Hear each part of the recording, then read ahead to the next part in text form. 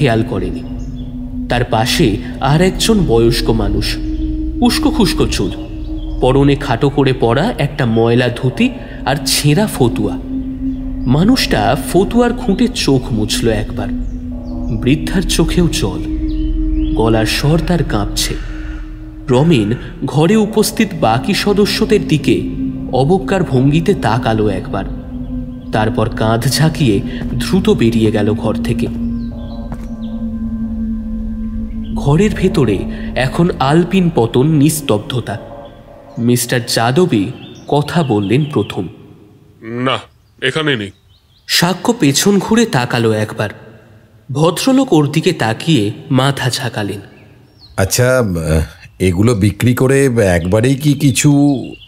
কথাটা অসম্পূর্ণ রেখেই ইঙ্গিতপূর্ণ দৃষ্টিতে ওদের দিকে তাকিয়ে সামান্য হাসলেন রথীন তরফদার।